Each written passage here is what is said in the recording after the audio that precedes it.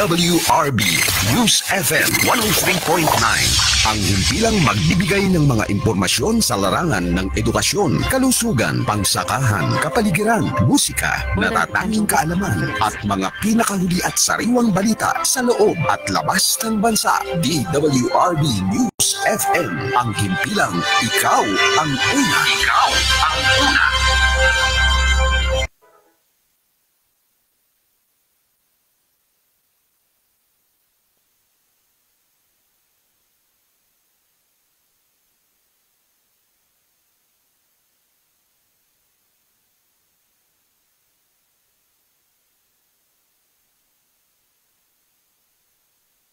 At 8 minuto makalipas ang ganap na ikadalawa ng hapon. Welcome sa Balitang Kongreso Panglinggong edisyon at samahan niyo po ako ngayong hapong ito. Minus Reneti Chanco tayo. At tayo ho yung maghahatid ng ilang kaganapan sa bahagi po ng nakakaisang linggo na ho yung sesyon ng Kamara sa first regular session ng 28th Congress ng House of Representatives. At sa mga pagkakataon ho na yan, yun hong, after nung sona, marami na hong nangyari uli. Halos kabi-kabila no, yung mga first reading ng mga, anong tawag natin dito? First reading po ng mga panukalang batas na inihain ng mga kongresista. Kasi, ang bawat congressman, no, mga kababayan ko, doon sa unang pagpapail nila ng panukalang batas, inalaw sila na mag-hain hanggang 10 panukalang batas. Sipin nyo, 10 panukalang batas kung magpapailantik sa 10 yung bawat isang congressman. Abay di, ilan yun? 300 plus. Times 10. 3,000 mahigit na panukalang batas. Hindi, ibig sabihin, kapag inasahan mo yun, marami rin ang malalaglag o maraming hindi sasalang sa komite. Oo. Pero, kaugnay yung nga pala mga kababayan ko, doon sa kanina, binabanggit ko, kaugnay sa pension ng ating mga retirado, ay magandang balita ho sapagkat ipapatupad na ng Social Security System. Yun pong tinatawag na pension hike. Oo. 10% na pension hike ho, yung may enjoy ng bawat kababayan natin na retirado. At kaugnay nga niyan, pinuri nga ni Speaker Ferdinand Martin Romualdez ang Social Security System sa pag-aproba ng 3 taon tama, sa dagdag na pensyon sa may 3.8 million na pensyonado. O mga pensioner natin, isang magandang balita pa rin, bagamat nagtaas ng pensyon, pero hindi naman tinaasan yung pong buwan ng kontribusyon ng mga SSS member. Inilarawan pa ni Romualdez ng pensyon na inisyatiba isang major step tungo sa mas inclusive at responsive social insurance system sa ilalim ng administrasyon ni President Ferdinand Marcos Jr. Sinabi rin ng lider ng Kamara ng multi-year adjustment para sa SSS pension ay long overdue na. Kaya tama-tama na magkaroon ng dagdag na. Sa matagal ng panahon hindi na dadagdagan hindi na dadagdagan sa matagal ng panahon. Kaya napapanahon na ito hong pagbibigay ng pensyon ito. Long overdue na nga Pero ito isang welcome development para sa mga membro na matagal nang naghulog o matagal nang naghulog ng kanilang kontribusyon. At least nakikinabang na sila ngayon mula doon sa kanilang mga pinaghirapan ng mga nakakanaang panahon. So, yun lang maganda ron. At ang decision niya na nagpapakita ng tunay na gumaganap ang SS insurance, yung social insurance system ng bansa. Oo. Ibig sabihin, ipinadadama ng administrasyon daw yung tunay, yung sinseridad niya na yung social insurance system ay makamit ng ating mga kababayan. Kaugnay ho yan mga kababayan ko, sa isang hiwalay na pahayag, pinuri rin ni Senior Citizens Party List Representative Ompong Ordanes. Sino bang hindi pupuri dito? Siyempre, Senior Citizen. Palibasa nga ako si Congressman Umpong Ordanes ay kasalamuha lagi ng mga pensyonado, may pinuri niya ito. At ganoon din yung mga actual SS Math Wizard. Oo, hindi lang yung SSS ang pinuri ni Ordanes. Pati yung mga wizard, ano ba tawag natin sa wizard? Oo, magagaling mag-compute ito eh. Oo, Math Wizard kung tawagin, na actuarial Math Wizard yun ang tinawag niya. Dahil kung di raw sa mga ito, hindi natin makakamit. Kaya pag kinumpute mo yan, hindi itong matama ang compute mo, hindi ka magbibigyan ng pension. Oh. Kaya nga, malaking bagay ang ginawa ng mga ito na, oy, kaya. Siyempre, sasabihin nga sa SS Administrator, kaya natin. O kaya, ito ho yung dahilan.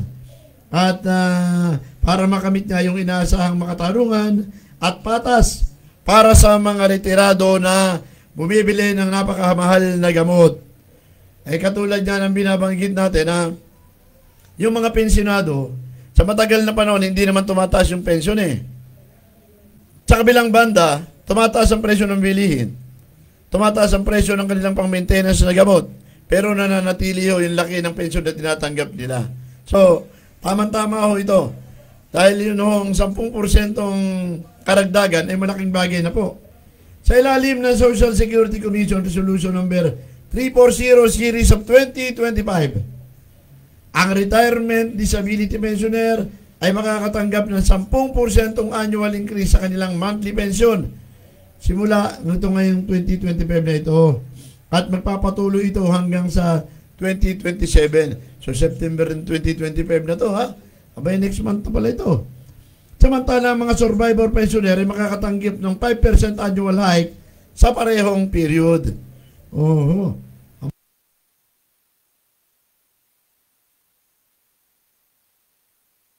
Ayun. At tatanggap din sila ng 5% annual hike sa parehong period. Oh. Tapos, sa 2027, ang minimum retirement pension ay cumulative increase. Mangangahulugan daw ito ng pagtaas ng 2,200 sa 2,928.20. 2,200 maging 2,009. Big sabihin, nabay tumaas ng 500 plus. Habang ang average disability pension ay magdadagdag na madadagdagan na 4,963 ngayon at magiging 6,668.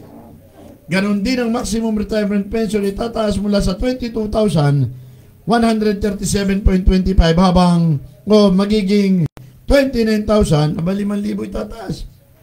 29,464. Ayun, para naman doon sa mga survivor pensioner, ang minimum pension ay tataas mula sa 2,000 hanggang 2013, habang ang maximum pension ay tataas ng 20,000 hanggang 23,834. Malaking bagay na yung 500 na nadagdag na yun eh. Oh. Ang dagdag pension ay sa bisa nga ng Republic Act number 11199 o ang Social Security Act of 2018 na nagbibigay ng kapangyarihan sa Supreme Court sa Social Security Commission na taasan ng pension benefits batay sa prevailing economic condition. Oh. Yun ang mangyayari. At paliwanag ni SSS President at CEO Robert Joseph Declaro na ang increase ay resulta ng isang komprehensibong actuarial review na ginagabayan ni Finance Secretary Ralph Recto, Finance Secretary Ralph Recto, at tinitiyak nila na ang adjustment ay parehong rational at sustainable na hindi maglalagay sa panganib ng long-term viability ng sistema. Pero meron bagamat sinasabi na walang epekto, meron hong bagyang epekto. May bagyang epekto. Ito, saan ba yung epekto na yan? Bago yung epekto, pakilala muna tayo ng himpilan. DWRB News FM 103.9, ang himpilang magbibigay ng mga impormasyon sa larangan ng edukasyon, kalusugan, pangsakahan, kapaligiran, musika, natatanging kaalaman, at mga pinakahuli at sariwang balita sa loob at labas ng bansa. DWRB News FM, ang himpilang ikaw ang una. Ikaw ang una.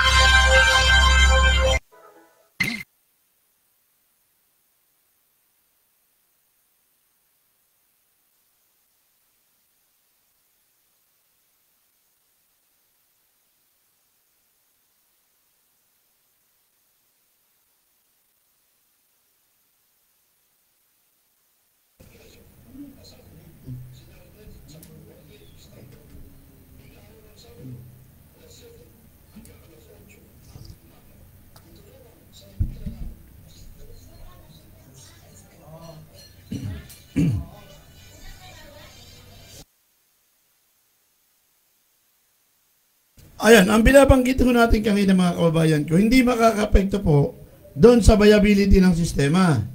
Pero, sa totoo lang, meron ng epekto. Kaya lang, hindi ito direktong makaka-apekto doon sa, sa pangkalahatan. Oo. Ano ho yung epekto? Ang buhay ng pondo ng SSS ay inaasahang mayangat o maingat na bababa o maingat naman yung mangyayaring pagbaba. Oo.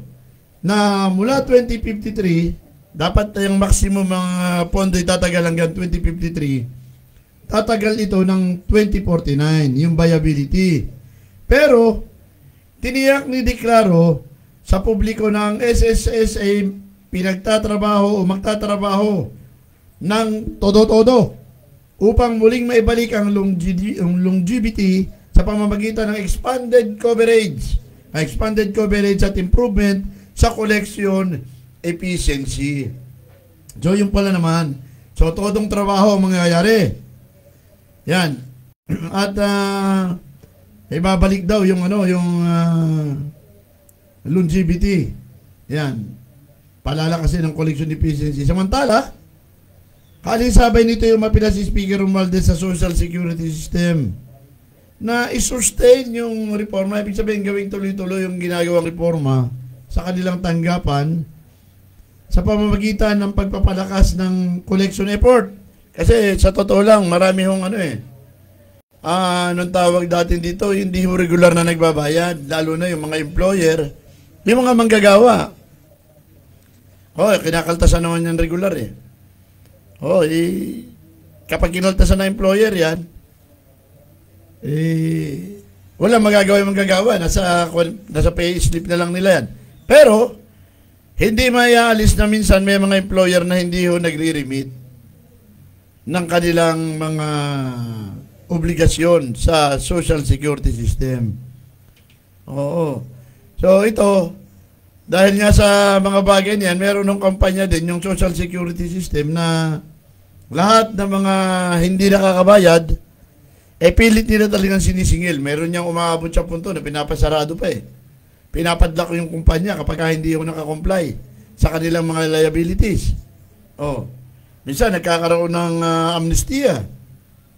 May iba-ibang pamamaraan para sa ganon, may benchmarking pa. Yan, iba-ibang pamamaraan yan para sa ganon, makalikom ho yung ahensya ng Social Security System na para ho doon sa mga membro. So yun naman yung apila ni Speaker Ferdinand Martin Romualdez. Isa pa, mga kababayan ko, kasi balitang Kongreso pa rin. Sapagkat ito hong nakaraang araw ay naghain po ang grupo ni House Speaker Ferdinand Martin Romualdez kasama ang Tingog Party List ng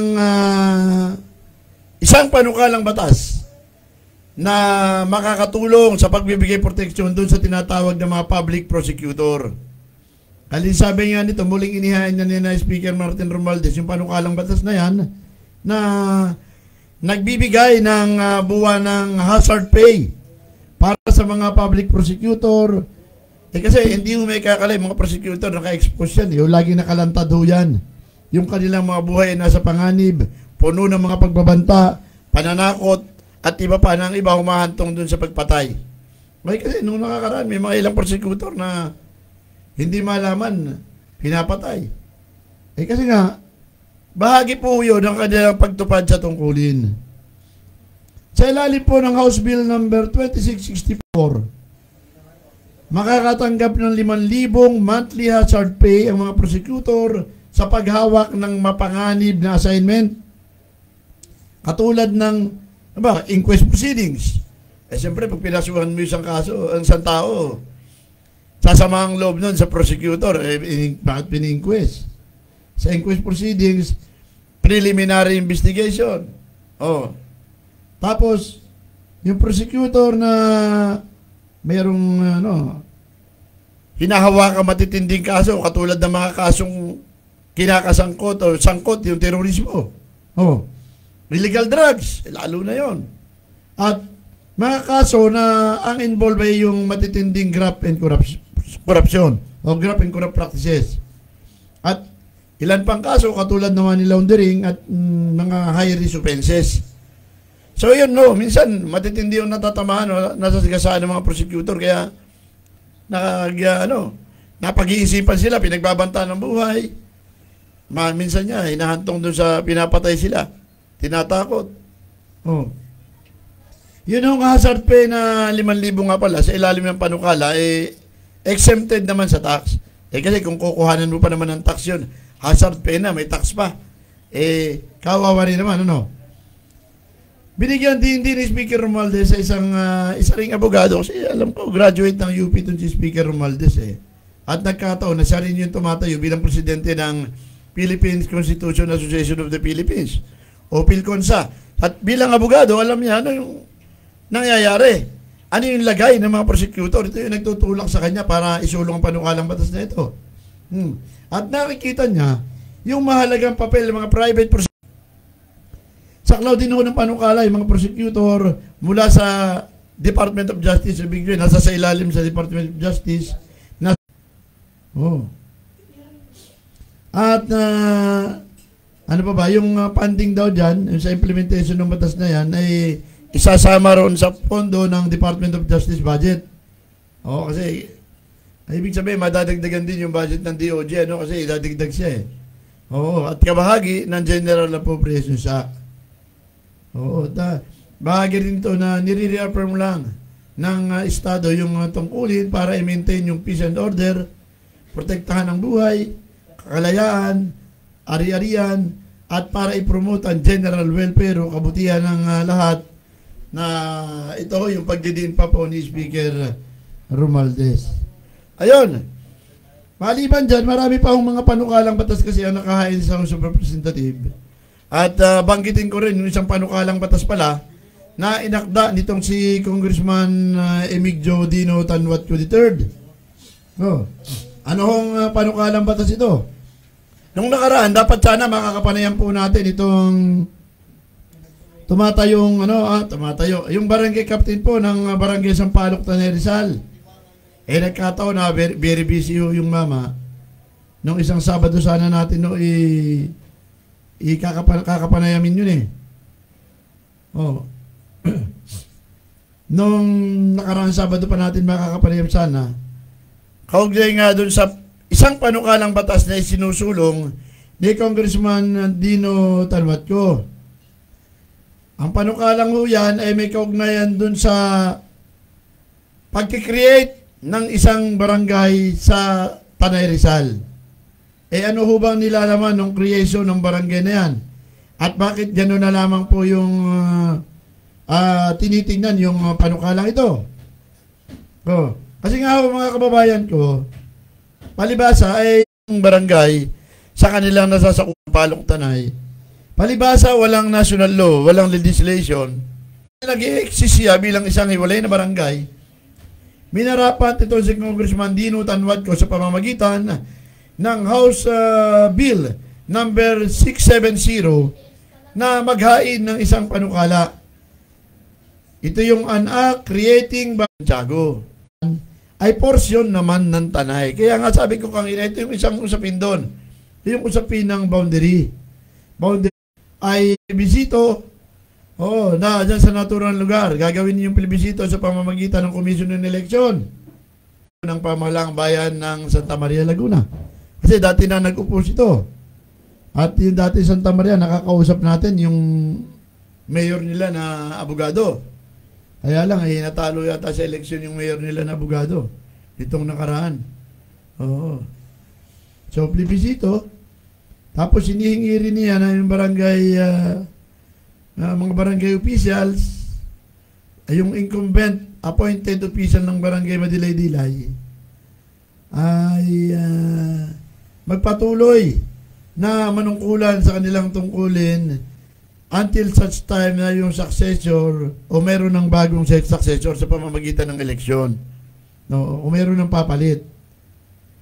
At yung public structure at facilities, lahat ng all existing public infrastructure at yun ang facilities para sa public use existing ay Oo, yung mga ibinatay sa approval to are hereby transferred without cause of compensation to and shall be administered by the barangay. Ayun. So, itatransfer lahat sa pag-aari ng bilang ari-arian ng barangay, yung mga structure na nandun, nang walang babayaran yung barangay. Yan. Pagdating po doon sa Internal Revenue Allotment o IRA, ito yung NTA na tinatawag ngayon. Yung barangay Madilay-Dilay of the province of Tanay, province of Rizal, sa bayan ng Tanay, shall be therefore be entitled to internal revenue. Yan, yun yung kanyang sinasabi. Subject, maging entitled sila magkaroon ng sariling IRA, yung sinasabi ko kanina pa. At share mula sa national government sa pamamagitan po ng Section 285 ng Republic Act 710 o yung Local Government Code as amended. Yan. At kaugnay ho dyan, ito hong panukalang ito ngayon ng isa sa pinagsisikapan ngayon ni Congressman Dino Tanwatco na mailagay sa komite dahil ang paliwanag niya rito hindi na masyadong dadaan ito sa mahabang proseso dahil nga ito pong panukalang batas na ito ay naaprubahan na nung nakaraan pang Kongreso. So, klaro, malinaw yung mga panukalang batas na ito na nung nakaraan Kongreso pa pala ito naapruba na. So, ibig sabihin, hindi na masyadong mahirap para sa ating mga sa ating mambabatas sa lalawigan ng Rizal ang deliberasyon sa komite sa House of Representatives. Kaya lang, siyempre, pagdating na naman sa Senado, dahil kung walang senador na mag-i-sponsor nito, malamang sa hindi, matulog na naman ito sa pansitan. Kasi nung nakaraan daw, tinulugan ito ng mga senador nung termino na gamit ng iba.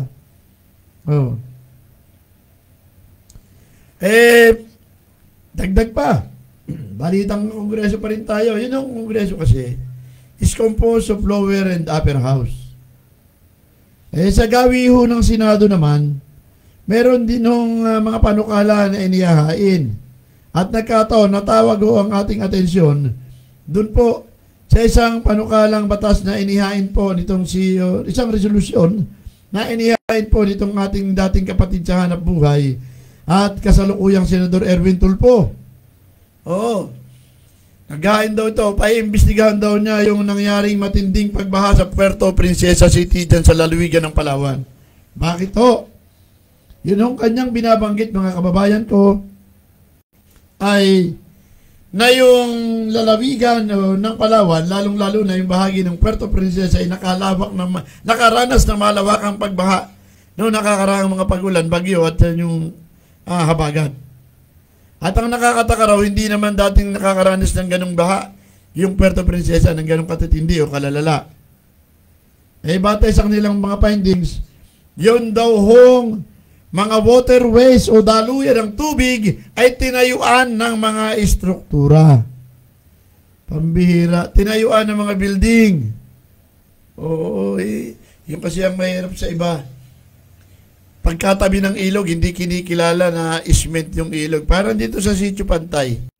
Laging baha yung malapit sa may Formos Farm at malapit sa Carissa Homes to. Paano hindi babaha palagi yung karsada? Yun hong mismong creek tinayuan ng bahay. Dito sa Teresa Rizal, huwag na tayong lumayo, huwag na sa Palawan. Subukan yung umulan ng konti, dumaan kayo, may tubig na yung sa may bahagi ng Formos at boundary ng Carissa Homes 2. Bakit? Ayun ho mismong creek, tinayuan ng pader, tinayuan ng bahay. Paano? Saan lalabas ang tubig? Creek nga yun Nagtataka nga lang tayo dahil mayroong Provincial Environment Officer noon, bakit pinabayaan nila na hindi man lamang pigilan. Yun ang nangyaring pagbaha. Pero balikan natin yung kay Senator Erwin Tulfo. Dahil nga nagpunta siya sa Palawan, nakita niya na positibo yung isinusumbong, kaya naghain siya ngayon sa Senado ng isang resolution para imbestigahan ng mga bagay na ito.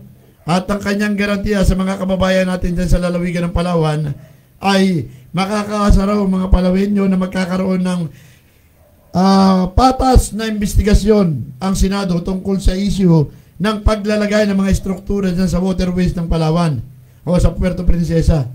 At siyempre, alin sabi nito ay nais ni Senator Erwin Tulfo na pamyendahan yung flood control master plan sa bansa. Tama naman yan, Senator. Kasi ba naman, tingnan mo ha, yung ating flood control fund, araw-araw pumapatak daw ng 1 billion na mahigit. 1 billion na mahigit kada araw. Tapos, kabi-kabila yung mga pagbaha. Matitindi yung mga pagbaha. So, ibig sabihin, hindi sulit yung bilyon-bilyong piso na inilaan para ho sa pagsasaayos ng mga alkantarilya, ng mga kanal, ng mga waterways, at ng mga drainage system. So, tama lang, Senator. It's about time na i-revisit o amyendahan yung flood control master plan ng bansa. Pero, patignan nyo rin, saan napupunta yung mga pondo? Bakit bilyon-bilyon? Napakalaki ng pondo eh. Saan ho ba mga napunta yun? At tila hindi ho yata epektibo yung flood control mitigation natin. Kasi, kabi-kabila ho yung baha eh. Hindi ho ba? Pala, sige. Kuha natin yan. Antabayan na natin yan dahil sinabi naman itong si Senator Erwin Tulfo na kanyang paimbestigahan. Samantala, 15 minuto makalipas ang ganap na ika-3 ng hapon. At sa mga kababayan po natin, huwag ko kayong aalis.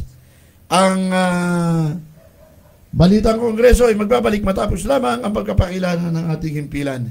Stay tuned! DWRB News FM 103.9 ang himpilang magbibigay ng mga impormasyon sa larangan ng edukasyon, kalusugan, pangsakahan, kapaligiran, musika, natatanging kaalaman at mga pinakahuli at sariwang balita sa loob at labas ng bansa. DWRB News FM ang himpilang ikaw ang una. Ikaw ang una.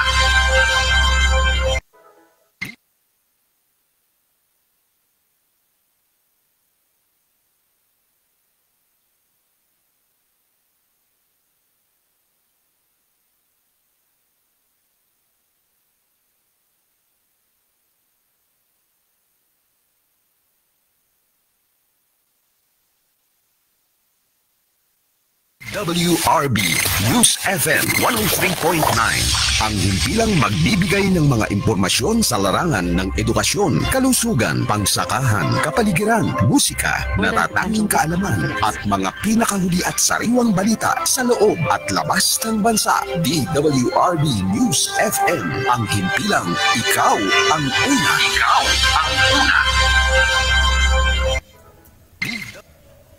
Ayun. At welcome back po dito sa Balitang Kongreso. At ako pa rin ang nakakasama niyo, Felix Tambong ko sa pangalan ng ating kasamang Rene Tichanco. Ayun. At antabayan na natin yung gagawing investigasyon po ng Senado tungkol sa bagay niyan. Pero teka muna, pagdating sa Senado pala, congratulations niya pala kay Congressman Marcoleta. Yun ang tumatayo ngayon na Senate Blue Ribbon Committee Chairman. Hindi ho kayo nagkamali. At medyo mahigpit yung mama. Pagdating ho dyan sa tinatawag nating lalong-lalo na, pagdating sa punto ng investigasyon, hindi basta-basta nag-iimbestiga yan. Well prepared yan. Preparado yan pagka nagpipresent at nag-i-interpolate. Kaya medyo magkakaigyan sigurado sa Senado ngayon. Lalo na kung mag-iimbestiga yung Senate Blue Ribbon Committee. Sa kabilang banda, mga kababayan ko, si Senator Ping Lacson ay nais din niya na agarang ipasa yung panukalang batas. Alam ko, matagal ng panawagan nila ito eh. Yung panawagan niya, yung agarang pagpasa ng Anti-Political Dynasty Act. Sa Kongreso meron din yan. Kaya lang, ang duda ng iba, pagdating dun sa anti-political dynasty, parang hindi sila naniniwala na papasa itong panukalang ito eh. Kasi nga raw, karamihan daw sa mga nakaupo, mga magkakamag-anak. At halos hindi napapalitan sa posisyon. Palit-palit lang. Ang sabi, maraming hindi papabor dyan sa Political Dynasty Act na yan. Pero ito yung gusto mangyari ni Senator Ping Lacson. At sabi nga, malaki ang pagkakataon na matutukan at maigiit ni Senator Ping Lacson yung mga bagay na yan. Dahil siya yung natalaga bilang chairman naman ng Senate Committee on Electoral Reform and People's Participation. Hindi ba? So malaki ang tsansa. Ibig sabihin, hindi po pwedeng tulugan ng committee yan. Hindi pwedeng tulugan sa committee level. Siyempre, siya na chairman ng committee tapos siya hindi pa masasalang sa committee level yan. Lang duda ko. Pagdating sa pagpapasa, kasi ang tanong, boboto ba yung ilang kongresista para may pasayan sa level ng kongreso o ng Kamara de Representantes? Pagdating sa Senado, makakakuha ba ito ng malaking bilang ng boto? May mga ilan na nakaupo sa Senado na halos magkakapatid. At magkakamag-anak. Hindi ba? Siyempre, kahit pa paano, may mga sasabihin na boss, baka pwedeng huwag natin botohan yan. Medyo maraming mga epekto ng mga pamilya yan. Anyway, ang sagot pa rin dyan, sa huli, abangan ang susunod na kabanata. Sa kabilang banda rin, mga kababayan ko, ito naman si Senator Kiko Pangilinan. Nitong nakakaraan, naging mainit itong pag-uusap dito Bago pa man yung formal na pagbubukas ng 20th Congress ng Senado. Tumunog na ho itong isang panukalang batas na iginigit ngayon ni Senator Kiko Pangilinan. Ano ho ba yun? Nagsulong ho siya ng panukala ng total ban daw yung Pogo. Yung Pogo. Dahil sa mga hindi magagandang idinudulot dito sa komunidad. At siyempre, bakit kinakailangan daw na mayroong online gambling? Meron rubuhob ang pagkakaiba pa ito dun sa Pogo. Di ba? At sabi niya, buo-buo yung kanyang suporta sa resolusyon na nananawagan kay President Ferdinand Marcos Jr.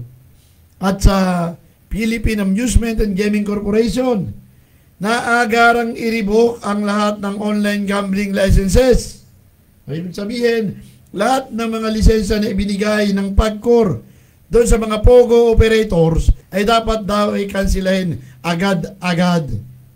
Dahil nga yung epekto nito sa lipunan natin ay masyadong napakataas. Sa katunayan niya, may mga kababayan tayo na a-addict doon sa mga online gambling. Hindi na yun sa mga mayayaman. At least mga mayayaman yun, maraming uubusin yun. Pero dun sa mga kababayan natin, mahirap na nga, nabubuyo pa dun sa mga bisyo na yun. Bagay, bisyo nga yun Pero kung walang batas na nagbibigay katwiran, at kung merong batas na nagbabawal dyan, hindi yan mamamayagpag. Gusto nila i-regulate, i-regulate. Ang problema nga, yan tinatanong ng iba Bakit kinakailangan revocation agad? Bakit hindi regulation? Tanong nyo sa author. Sinasabi pa ni Senator Kiko Pangilinan, ang sugal, lalo na ang online ay sumisira sa kinabukasan ng maraming Pilipino. At mas mahalaga ang buhay at dignidad ng ating mga kababayan kaysa naman sa anumang kita ng gobyerno mula sa naturang mga sugal na yan. Yun yung pananaw ni Senator Kiko Pangilinan. Pero sa Senado pa rin matindi yung nangyari. Kasi may mga nagbabiral dyan kasi nga may mga kampihan nga sa Senado Merong minority, may majority, pero may mga bloke na hiwalay. Iilan-ilan na sa Senado, kanya-kanyang bloke pa. Di ba mayroong grupo si Senator Bato, kasama si Senator Risa Ontiveros, si Senator Rubin Padilla, Bongo. Ito yung tinatawag nila, I think si Senator Lacson ba kasama ron? Hindi, ito yung tawag na kung tawagin nila Duterte Black sa Senado. Oo. Si Senator Robin Padilla kasama ko sa black na yan. Ang sinasabi naman niya, hindi na raw biro yung mga kabataan na nasasangkot sa mga karumol-dumal na krimen. At kailangan mayroon pa panagutin. At dapat may justisya at mga taong may tuwid yung kanilang landas. At sinasabi niya, panahon na para muling pag-usapan ng Juvenile Justice Act. Na dating inakda ni Senator Recto yata ito, hindi ako nagkakamali, yung Juvenile Justice Act. Kasi nga ako naman, mga kababayan ko, masyado hong naabuso yung batas na ito. Sipin nyo, yung mga matatanda, uutusan yung bata para magnakaw, isasangkot sa krimen. At ang katwiran, bata naman yan, hindi mapaparusahan. Laging ganun Pagka nakita, nagkamali yung bata, dinisiplina, child abuse na naman yan. Oo.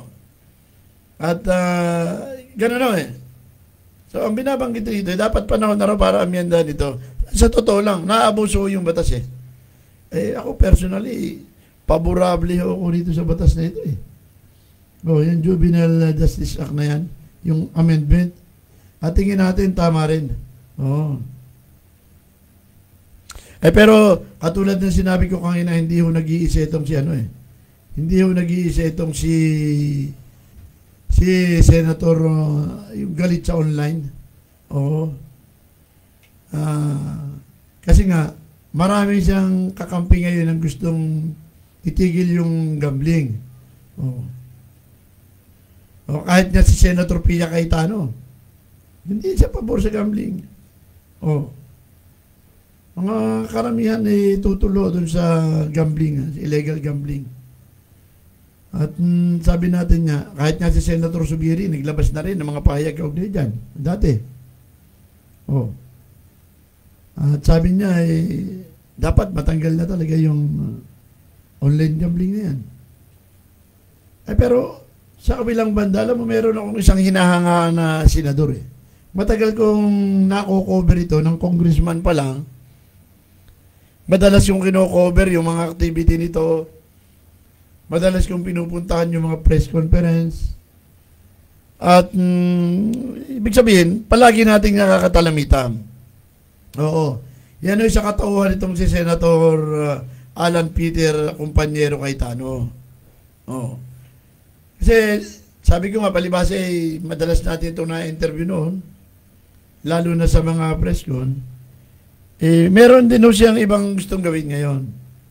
At ang gusto niya, yun ding nananawagan siya sa kanyang kapwa congressman na isulong yung radikal na solusyon para sa usapin ng edukasyon, yung pagiging inefficient po ng K-12 program. Kasi nga naman yung K-12, ginawa ba ito para patagalin lang yung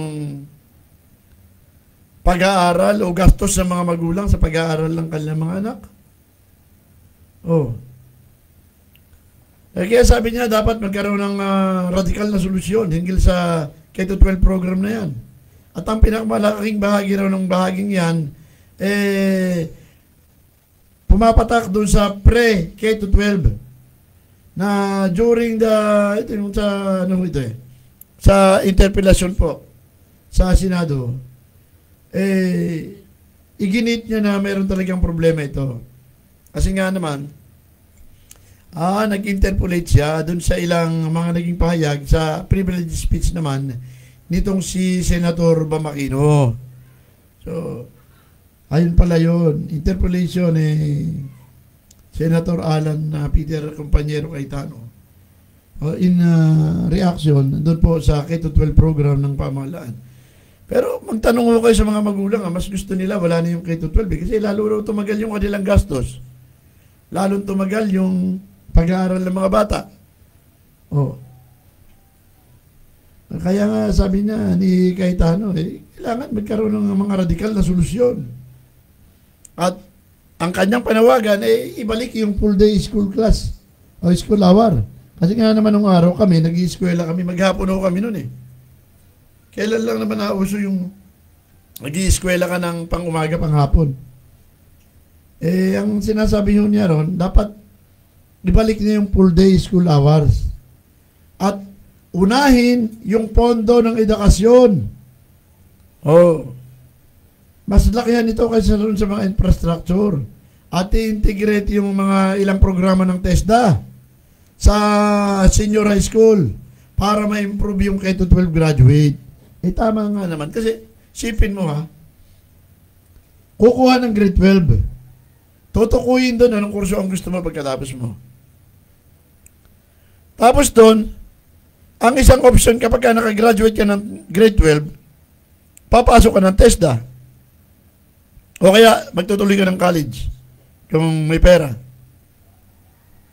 Pero ang binabanggit dito ng Senator Cayetano, total, sa K-12, sinasanay mo lang sila kung anong bukasyon ang gusto nila pagkatapos nila mag-aral. Eh bakit nga naman hindi mo isama na yung programa ng TESDA ron? Para pag nag-graduate nila ng K-12, meron silang daladalang NC2 na diploma. Na nanggaling ng TESDA, nakamit nila during ng panahon na nag-aaral sila sa K-12. Hindi nga naman sayang. Ay, favorable ako dito sa sinasabi ni Senator Cayetano nito. Abay, tama-tama ko yan. Pwedeng suportahan yan. Maganda yung panawagan nito, ha? Kasi katulad natin, nagpapaaral tayo. Sipi-sipi mo, bubunuin mo 12 taon tapos pagkatapos magte-testa ka. Kasi hindi ka muna didiretso ng college. Pag-testa kasi, pwede kang laderes eh. Ngayon, ang pinagmamalaki ko kasi ng Department of Education noon, na ang purpose daw ng K-12 ay nakapag sila ay nakatapos ng K-12, pwede na silang pumasok ng trabaho kung gugustuhin nila. Pero, wala akong pinag-iwan lang siya ng high school graduate eh. Hahanapan ka pa rin, may TESDA ka ba? May college diploma ka ba? Ganun din naman ang sistema eh. Bakit hindi nga naman i-incorporate na lang yung integrate yung TESDA function sa senior high school para sa ganon, pag nag-graduate sila ng K-12, meron silang NC2 na diploma at pwede na sila mag-apply ng trabaho. So dito ay panglumad eh. Bahagi yung kanyang promosyon ng kulturang Pilipino at ng tradisyong Pilipino. Tama-tama, eksakto yung kanyang eksakto yung kanyang komite na napuntahan. Ayos. Ilang oras na ba tayo? Ilang minuto pa tayo? Teka, tayo muna magpakilala ng himpilan. Ano kaya napunta kay Senator Risa Ontiveros? Pero Senator Risa Ontiveros, kasama siya dun sa Duterte Group, ha? Parang hindi yata. Minority yata. Mamaya nga tukoyin natin sino-sino ba yung Duterte Group. Hindi. Si Senator Marcos ang nasa Duterte Group, yun ang malinaw. Pero Senator Risa Ontiveros, hindi mapupunta ito ng Duterte Group. Ayaw naman ito sa Duterte. Malamang nasa minority ito, yun ang isa sa maliwanag doon. Sa Kongreso, ang minority leader sa Kamara de Representantes o House of Representatives si Congressman Libanan pa rin pala.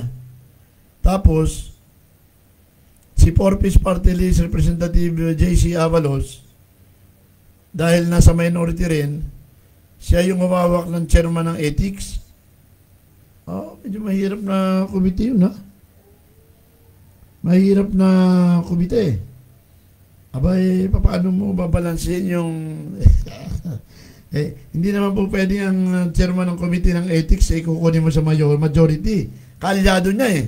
Di ba? Karamihan kalyado ng majority. Kung may problema majority, di anong gagawin mo? Kung ikaw ang chairman ng majority, sasakalang mo pa sa committee yon. Kaya SOP na yon, minority yung may hawak noon. Minority ang may hawak ng chairmanship noon. At congratulations niya pala kay Congressman Dino Tanwat sa pagkaka-elect sa kanya bilang chairman ng House Committee on Electoral Reform at kay Congressman Emberga. Parang si Congressman Emberga, mga kababayan ko, meron siyang meron siyang, saan ba yun? Meron siyang ibinigay na mga gamit ulit sa magsasaka being chairman ulit ng House Committee on Agriculture. Napakaswerte ng mama na to, ha? At hindi mo naman matatawaran kasi ang sipag dito Oo, sobra-sobra ang sipag dito. Ditong nakaraang araw, sa katunayan, dahil sa kanyang kasipagan, yan. Anong ang tawag doon?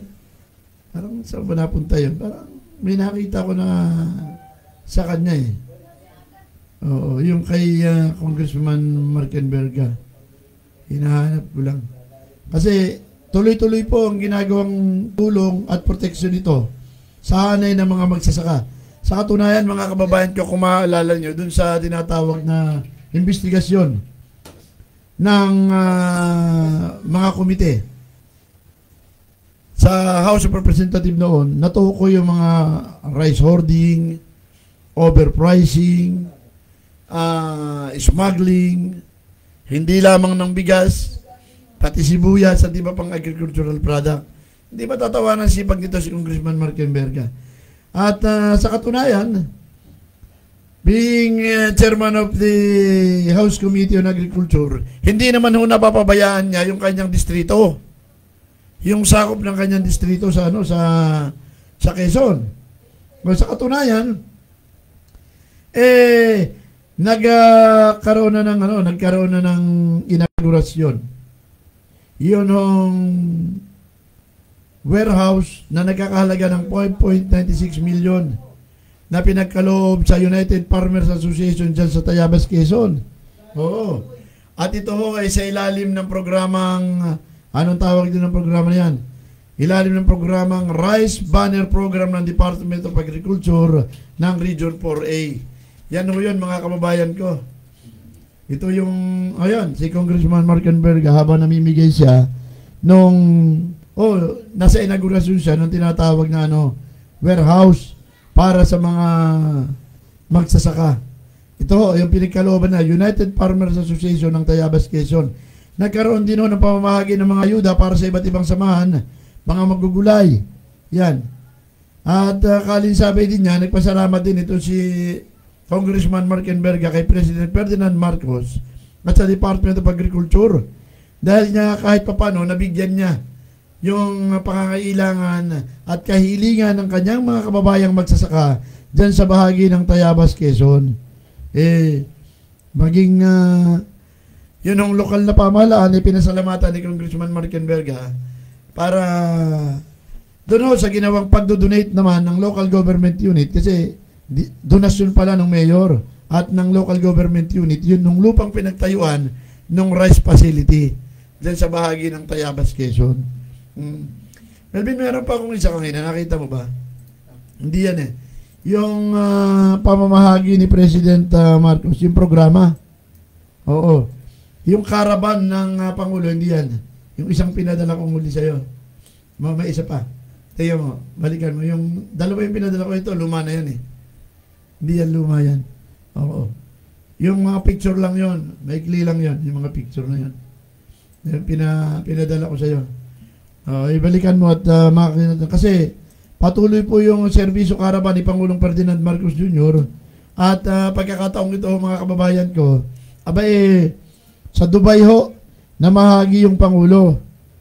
Oo, at sa katunayan, ang mga nakinabang ho rito yung mga Filipino Social Club dyan sa bahagi ng Dubai, United Arab Emirates. Oo, sa Dubai ho yan, United Arab Emirates. At hindi, kanina magkasunod na binigay ko sa'yo. Mas nauna ito ano bang nangyari dyan? August 3, di ngayon. Kasama yung mga ahensya ng pamahalaan tulad ng Social Security System. Tingnan nyo yan Kahit ito yung Pangulo natin, kahit yung mga kababayan natin sa ibang bansa, hindi mo nakakalimutan na dalhan ng serbisyo. Kasi nga, August 3, yan, ngayon. Kasama yung ahensya ng pamahalaan tulad ng Social Security System, Pag-ibig. Picture yun, tatluhan lang yun na picture. May kli lang yun. Kapapadala ko yun sa'yo kanina. Oo. Kasama yung mga isa ng pamahalaan, SSS, PhilHealth, PhilHealth, taka yung Public Attorney's Office at ibang Philippine Consulate General nandun din. At yung daw hong exhibition, ginanap dyan sa Hall of, sa Hall 8 ng Dubai World Trade Center. Ito, Melvin, ba naman ulit-ulit tayo. Pag ginanap yan doon sa hall ng, Dubai. World Trade Center, Dubai World Trade Center pala yun. At, pambihira. Ayun.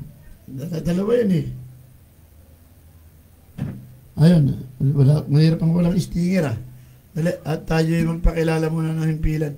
Walang stinger, medyo, mga kababayan ko, wag ko kayong alis at ang Balitang Kongreso magbabalik matapos lamang papakilala ng aming himpilan. Ayun. At stay tuned po. DWRB News FM 103.9 ang himpilang magbibigay ng mga impormasyon sa larangan ng edukasyon, kalusugan, pangsakahan, kapaligiran, musika, natatanging kaalaman at mga pinakahuli at sariwang balita sa loob at labas ng bansa. DWRB News FM ang himpilang ikaw ang una. Ikaw ang una.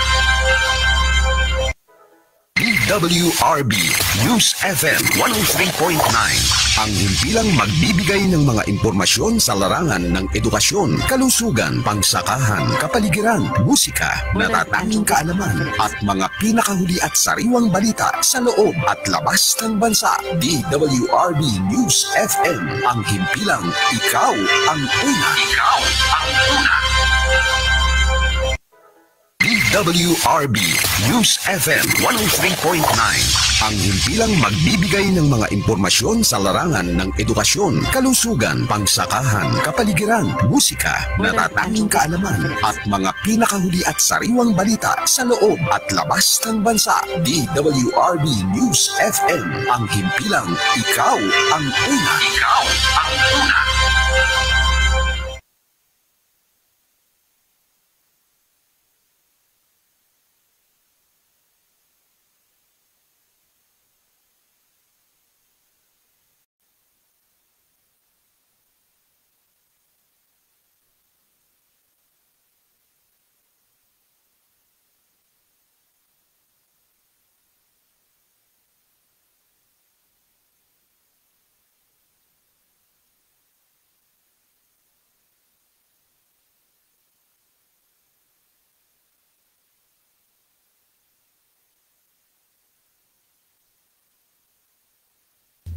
Ayun, 44 na minuto makalipas ang ganap na ika-3 ng hapon. Welcome back sa Balitang Kongreso. Pansamantalang nakakasama nyo, Felix Tambongko, minus Rene Tichangco po tayo.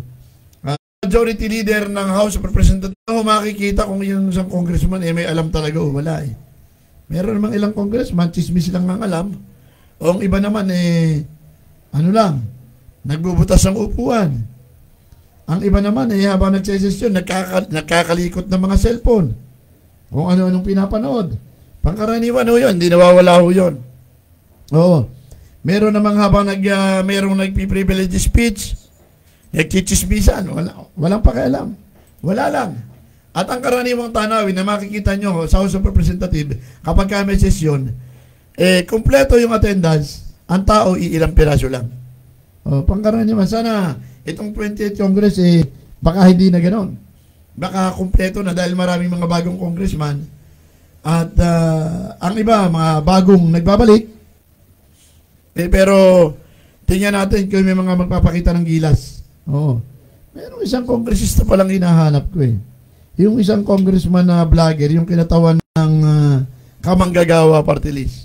Kasi nahuhusayan ako sa congressman na ito nahusayan ako sa congressman na yun.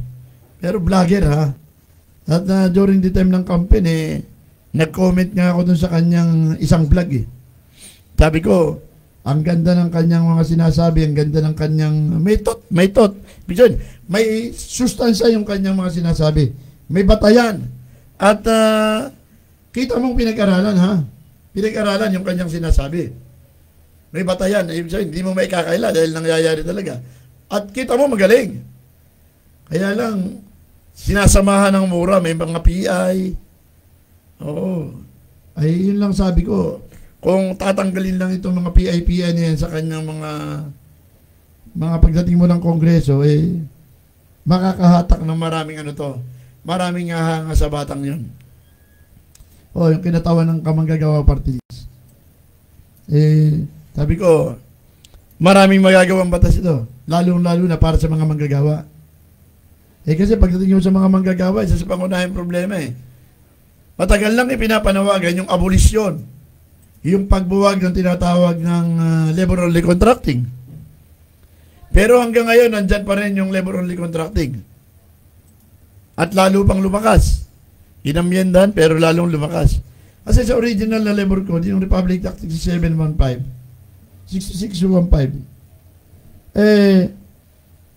malinaw sinasabi ron bawal ang labor-only contracting. Pero mas mababang hindi hamak ang sweldo. Di ba? Ayun ang isang problema. Mas hamak na napakababa, hindi hamak na napakababa ng sweldo kumpara doon po sa Metro Manila, pero ang presyo parehas din. Kasi kung ang sardinas doon sa Metro Manila, magkano sardinas yung 15? 18? Pumunta ka sa probinsya, ganyan din ang dilata. Mas mahal pa. Kasi naibiyahe ng malayo. Tapos pagdating sa sweldo, kasabihin, ikaw naman galing sa malayong region, mababa lang sweldo mo dahil mura naman ang bilihin sa inyo. Mali ho. Hindi ho tayo paborable dun sa Regional Tripartite Wage and Productivity Board Kasi unang-una nga, yung gastos ng manggagawa sa mga lalawigan at gastos ng manggagawa sa Metro Manila, pareho lang. Bakit? Ang pinagbatayan kasi ng Regional Tripartite Wage and Productivity Board, mura daw yung gulay at talbos ng kamote sa lalawigan. Katotoo lang, pumunta ka sa mga probinsya ngayon, patingin gulay mahal na rin Yung sinasabi niya ng murang gulay, noon pa ho yun, hindi na ngayon. Pero balikan ko lang ng konti, pakita natin yung ginagawang serbisyo karaban po ni President Ferdinand Marcos Jr. dyan po sa bahagi ng Dubai. At sa pamamagitan ng SSS, ng Pag-ibig at ng PhilHealth, ganon din ng Public Attorney's Office. Sa Dubai yan, na yun nung pamahalaang Pilipino ay nagsasagawa po ng serbisyo karaban dyan sa bahagi ng Dubai, United Arab Emirates. Isipin mo uuwi ka pa ba ng Pilipinas para ka maghanap ng lawyer? Hindi, siyempre, pinuntahan na, dinala na ng PAO doon. Ikaw hindi mo na kinakailangang magpakahirap pa na mag-abala pa ng ibang tao para kumuha ng SSS o maglakad sa SS. Andun na yung SSS sa Dubai. Nagpunta ron para sa serbisyo karaban at meron ding Pag-ibig, andun din yung PhilHealth. Ginaganap yan sa World Trade Center, katuwang ang Filipino Social Club, sa pagsasayos ng daloy ng serbisyo para sa ating mga kababayang overseas Filipino workers. Isa sa sektor na itinuturing ng ating pamahalaan na may malaking kontribusyon sa GDP ng bansa. Ayun, ilang bilyon niya yung collection mula dyan sa gross domestic product. Medyo malaki-laki rin yung distribution malaki-laki rin po yung distribution dyan sa tinatawag na remittances ng overseas Filipino workers. Okay. At siguro, tuloy tayo, balik mo muna ako, Melvin, yan, bago mo ayusin yun. Ayun. Bago tayo tuluyang bumitaw nga pala, ay maalala ko lang yung paksa na lagi natin tinatalakay, lalong-lalo na sa The Observer, Pusong Minero. At kahapon, nagtalakay kami ng ating kasamang Jimmy Mahusay, may kaugnayan po doon sa mga patuloy na nangyayaring mga pagbaha na isinisisi naman ng iba't ibang mga sektor o ilang individual doon po sa quarry industry. Kasi ang apila nga natin dapat pag-aralang mabuti ano ba talaga at ibatay sa siyentipikong pag-aaral, yun pong usapin na yan. Kasi nga paulit-ulit at papabalik-balik na lamang. Merong nag-react dun sa binabanggit yung kahapon na bakit daw yung DNR yung tinatawagan ng pansin para maglabas ng impormasyon regarding dun sa kanilang findings. Then sabi ko nga, kung meron mang dapat maglabas talaga ng findings, kung ano ba talaga yung sani, DNR talaga. Ang problema, hindi, pwede naman sila magpalabas sa mga press release. Pwede naman sila magpa-interview, na-interview naman sila sa ibang mga programa. Pero bakit hindi nilatag yung tunay na issue? Ano yung kanilang iniiwasan? O tila ba meron silang mga pinagtatakpan? O yun lang po naman mga kababayan ko. At siguro pagdating ng panahon, maunawaan din ng ating mga kababayan yung usapin na yan. At para umabot sa punto na walang sisihan o hindi sinisisi sa isang sektor ng lipunan. Ngayon, kung ang sinasabi ninyo yung rapid urbanization, ang isa sa dahilan ng pagbaha, anong focus ngayon? Paano mo nire-resolve yung problemang dulot ng rapid urbanization?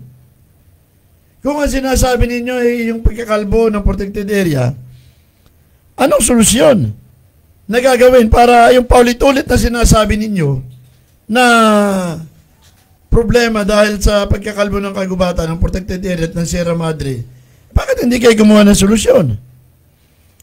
Pero ang paulit-ulit rin ginagawa, kapag ka merong baha, sisisihin, meron daw kwari sa Sierra Madre Mountain. Mag-ikot ho kayo at maghanap kayo kung may makikita kayo dun sa bahagi ng protected area. Yung mga magaling. Kasi nakikinig Pagka binakita sa social media, papatulan. Istorya. Hindi yun Ilagay ho natin sa tamang perspektibo. Yun bang punto na hindi siya makaka-epekto sa usapin ng hanap buhay, kabuhayan, at siyempre magbibigay protection sa usapin ng kalikasan. Ganun lang kasi bawat ginagawa po nating development, meron pong kakibat na responsibilidad. Katulad ng limbawa, meron tayong ilang mga kaibigan sa industriya ng konstruksyon. Anong ginagawa ho nila? Para kahit papano ibalik sa mamamayan yung kanilang ginagawa. Yung kanilang sa pamamagitan ng corporate social responsibility, nagbibigay sila ng mga tulong. Nagbibigay ng suporta sa edukasyon, suporta sa kalusugan at iba pa. At lalong-lalo na sa panahon ng kalamidad, nagbibigay ng tulong sa ating mga kababayan. Part ng kanilang corporate social responsibility. Ba't hindi ho natin tingnan yung mga positibong aspeto? Kasi sa lahat ng development natin ginagawa, meron pong mga negatibong nangyayari o nagagawa. Parang walang pinag-iwan lang ng development yan yung tuloy-tuloy na pag-unlad. Bumili ng sasakyan, nagdagdag ng sasakyan. Sa akala nyo ba walang epekto yon? May epekto ho yun kasi bumibigat ang daloy ng trapiko dahil dinagdagan mo yung sasakyan, di mo naman pinalaki yung kalsada. Lahat ng development, gano'n. Nagdagdag ka ng iba-ibang mga establishment. Tapos yung establishment na tinayo mo, sinakop mo pala yung sapa.